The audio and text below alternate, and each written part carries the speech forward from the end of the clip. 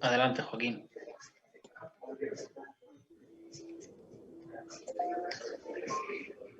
Hola, muy buenas tardes a todos.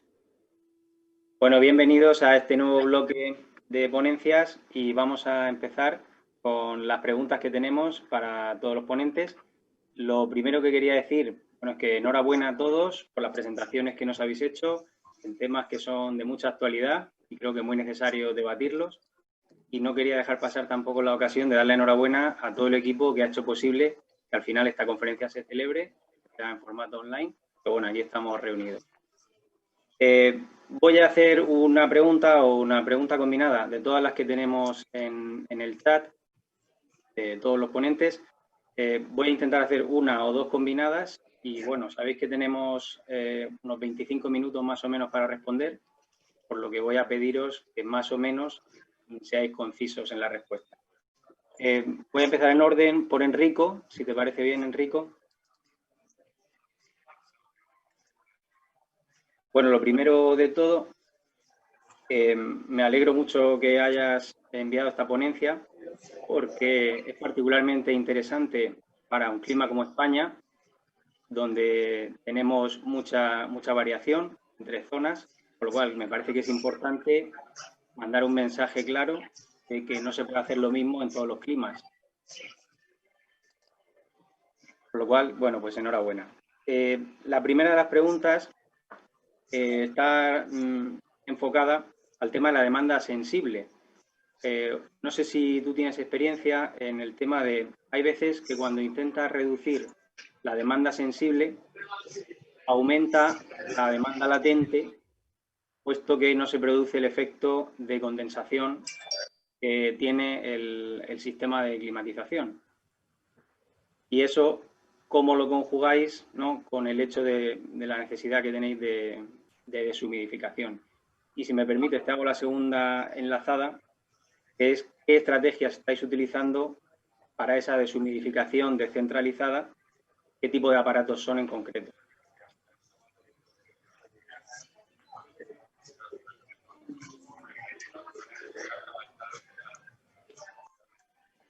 Bueno, muchísimas gracias. Es una pregunta doble buenísima. A mí me gustaría decir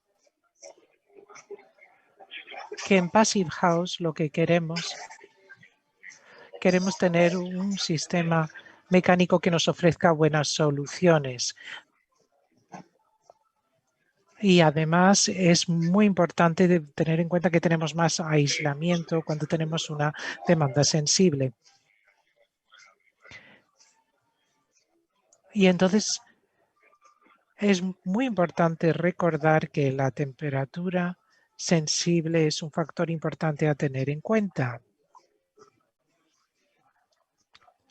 Entonces, para Georgia lo que hemos especificado es que necesitamos deshumidificadores que estén instalados con una bomba deshumidificadora de alta eficiencia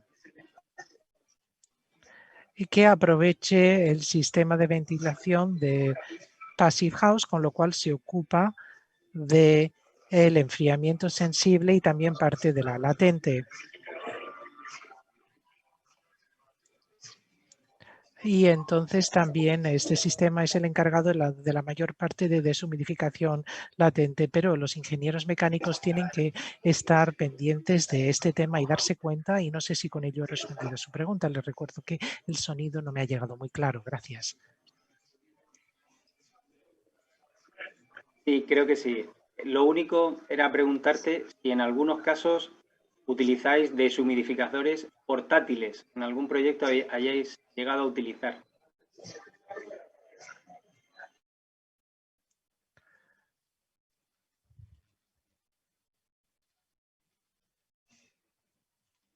Sí, los hemos utilizado.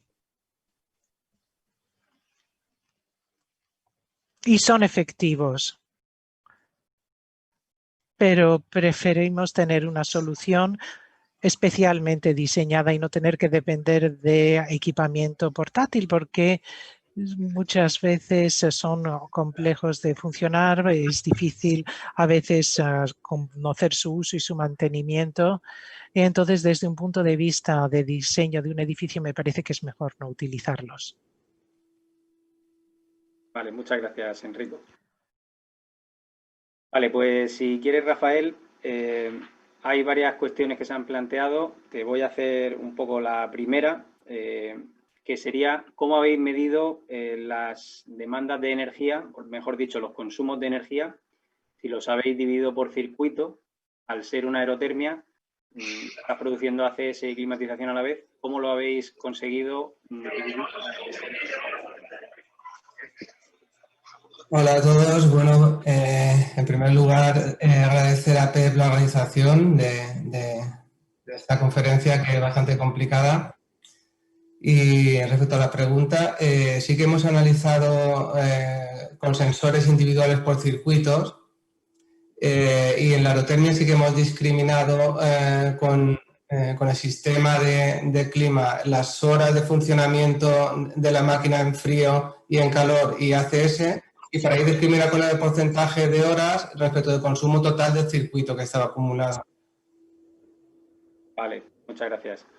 Luego hay otra pregunta también en el chat, que cuando haces la comparación entre lo que demandaba, las demandas de PHPP, luego aparece lo que tú llamas consumos.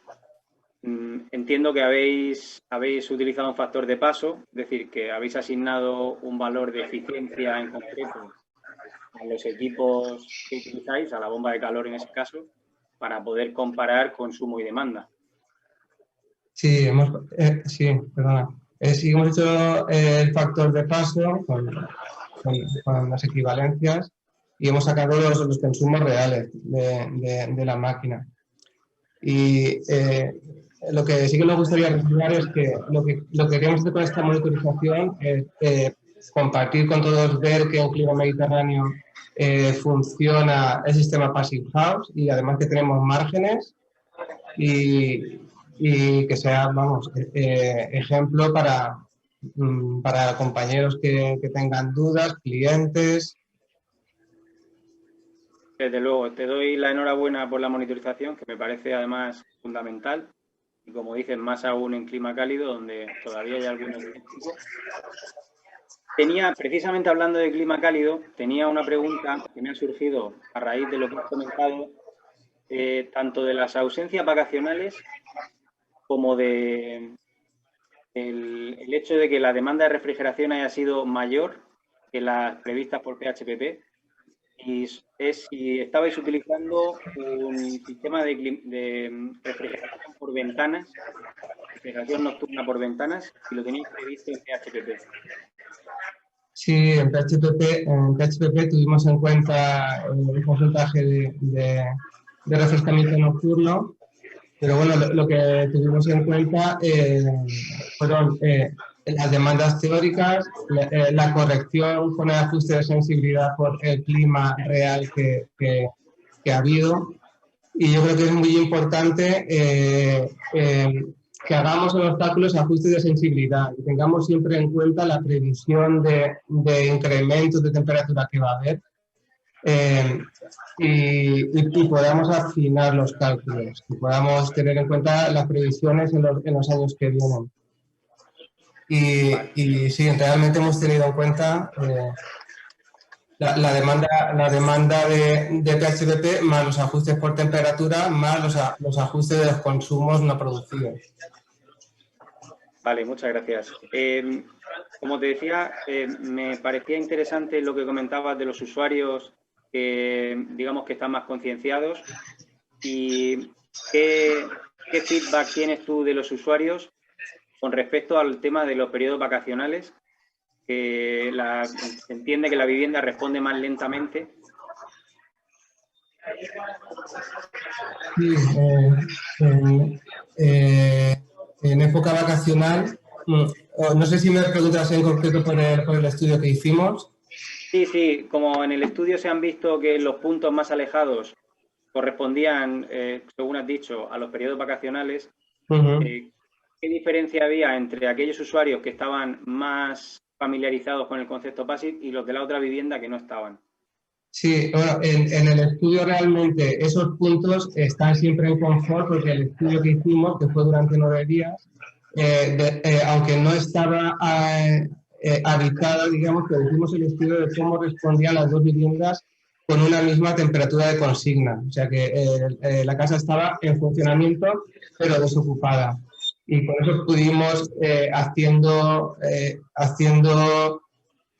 una hipótesis de usuario no instruido en la vivienda desocupada, más o menos con un 50% de huecos sin proteger, es lo que queríamos ver, qué influencia podía tener en el consumo de refrigeración.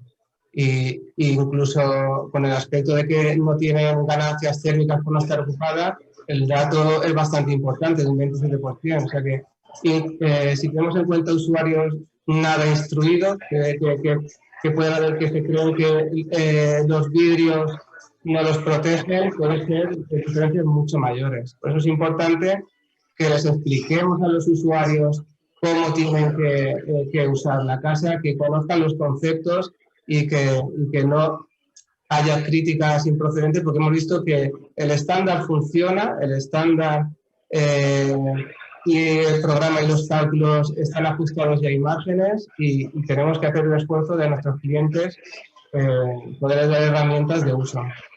Muchas gracias. Estoy convencido que nos queda ese trabajo por hacer. Muchas gracias, Rafael. Barry, si quieres, tengo un par de preguntas. Bueno, lo primero, enhorabuena por tu investigación y nos da mucha envidia con el sitio en el que trabajas. La primera de las preguntas está enfocada en si habéis obtenido datos de por qué se comportan mejor los edificios en madera que los de construcción tradicional en el caso de la concentración de radón. Y me ha parecido entender que los edificios había diferencia entre aquellos construidos en madera y aquellos construidos con sistema tradicional en los resultados.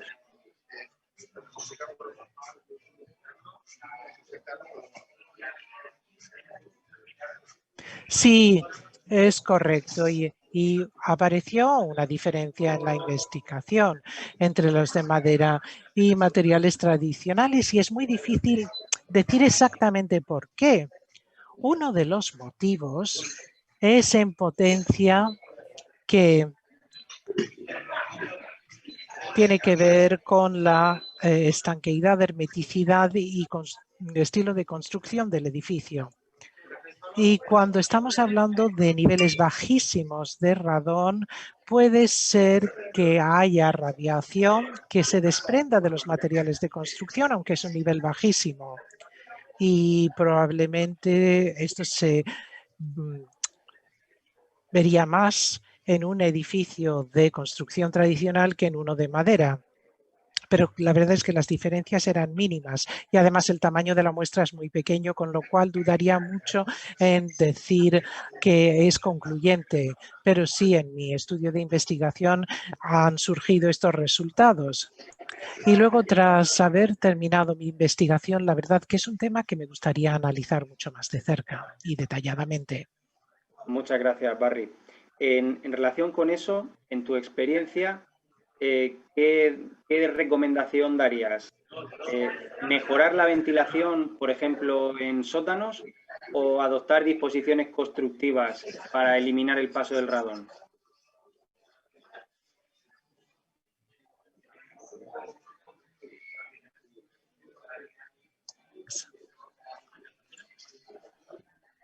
Sí. Finalmente queda muy claro que la norma Passive House mitiga el radón. Y yo defendería la norma Passive House.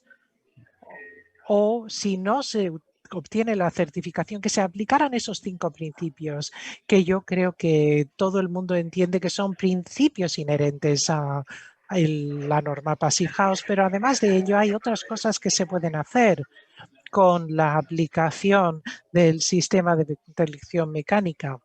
En la metodología de Passive House está ya incluido, con lo cual si podríamos mejorar los filtros a una F9, una filtración F9, no tienes tanta presión, tanta pérdida de presión con ello. Además, tampoco son unos filtros excesivamente caros, con lo cual en zonas donde el radón en el interior puede ser de un alto riesgo en España, en otros países puedes utilizar filtros F9 que te ayudará a ajustarte al tamaño de la partícula, y al ajustarlo quiere decir que si hay cualquier radón presente no se adherirá a estas partículas tan pequeñas, por lo tanto habrá menos riesgo de daño. Por lo tanto, esta sería una de las recomendaciones que haría como resultado de mi estudio. Muchas gracias, Barry, muy interesante. Pregunta para Diego. Buenas tardes, Diego. Lo primero es una puntualización. Me preguntan por qué en todos los sistemas que tenéis de protección solar, los sistemas que tienen veneciana tienen unos valores U menores que aquellos que tienen persiana. Hola, buenas tardes a todos. Bueno, agradecimientos, ¿no?, a todos por el funcionamiento de la conferencia. Y respecto a los valores de la veneciana, me dices que son mayores. No, inferiores. O sea, inferiores. ¿Por qué son inferiores? Pues porque en lo que es la disposición de lo que es el aislamiento, obviamente cuando tenemos el rollo, ¿vale?, necesitamos más diámetro, mientras que frente a la persiana veneciana disponemos de esa parte del enrollamiento que va hacia la ventana para incluir aislamiento. Por lo tanto, digamos que tenemos en el espacio pues más aislante. Luego vale, depende también los tamaños, ¿no? Pero ese es el motivo. Vale, se debe al espesor del aislamiento, ¿no? Efectivamente, sí, no es que sea mejor sistema, simplemente más aislamiento y da mejores valores. Y me preguntan también, que ha parecido muy interesante el software de diseño que has comentado, ¿cómo se puede acceder al software? El software, bueno, como comentaba, estamos con la traducción de la última versión y lo ponemos público, calculamos para diciembre, lo ponemos público en la web veru.es, ¿no?, donde se podrá acceder, un pequeño registro y tener el software descargado, ¿vale? Porque trabaja, digamos, in situ en el ordenador, ¿vale? No va online. Perfecto, pues espero que nos avises en cuanto esté disponible, seguro que lo haréis. Perfecto, muchas gracias, Diego. Hasta luego. Vale, Antonio, buenas tardes. Hola, buenas tardes. Bueno, enhorabuena también por el proyecto y por la ponencia. Y quería preguntarte, igual, si hay algún software que utilicéis en algún caso para calcular la iluminación que se produce a través de esa reflexión de las venecianas.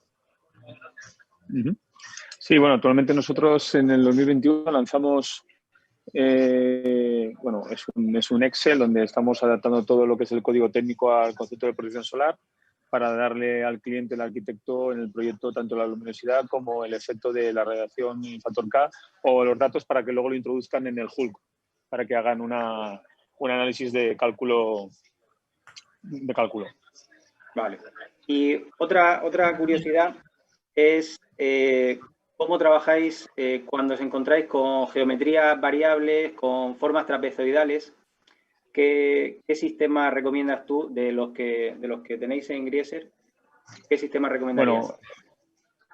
Bueno, cuando todos los que estamos en la parte de protección solar, en este caso que son venecianas apilables orientables, pues cuando una ventana es curva, tu producto no se puede amoldar. No o me refiero mucho a curvo. puedes bueno, perdón, no he entendido la pregunta entonces.